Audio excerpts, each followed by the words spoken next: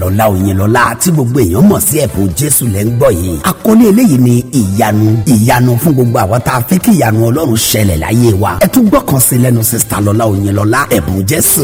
Ọlọ́run o finá bọ́gun ayé mi wí. Ọlọ́run o finá bọ́gun ayé mi jà.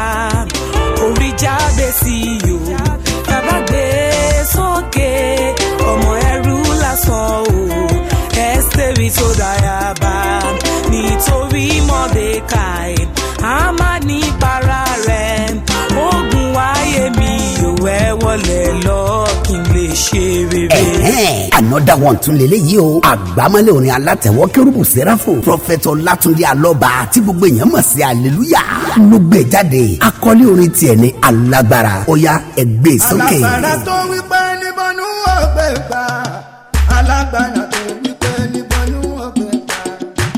Alágbára tó wípé níbọnú ọgbẹ́ gbà. Lórí mọ́ ní bàbá o, alágbára tó jẹ́. Alágbára ó tún yá fọ̀hún agbára jọ.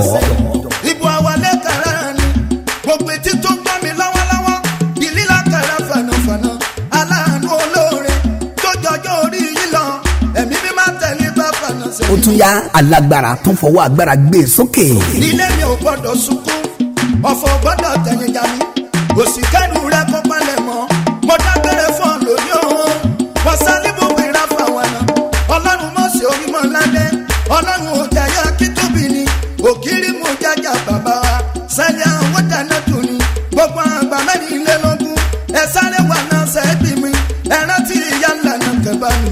Sẹ́lí burúkú rẹ̀ dànù. Ẹ wo orin Sista Òyìnlọ́lá ẹ̀bùn Jésù tó pe àkọlé ẹ̀ ní ìyanu. Àtọrin Prọfẹ̀tọ̀ Ọlátúndé Alọ́ba Hallelujah tó náà pe àkọlé tiẹ̀ ní alágbára. Ọjọ́ CD àti FCD méjèèjì ní kẹ́ ẹ máa béèrè kẹ́ ẹ máa rà kẹ́ ẹ máa gbọ́ kẹ́ ẹ máa wò. Méjèèjì ló wà inspirational tó tún prayerful rẹpẹtẹ. Àti gbé jáde báyìí marketed by Living Pictures Limited Block E3 up Suite 7 Arena Market Oshodi. Telephone 003-615-8664 àti 0818-315-9141. Epsilon Movie Productions Limited Larena Oshodi Èkó ló ń distribute here. You are blessed as you grab your copy in Jesus' name.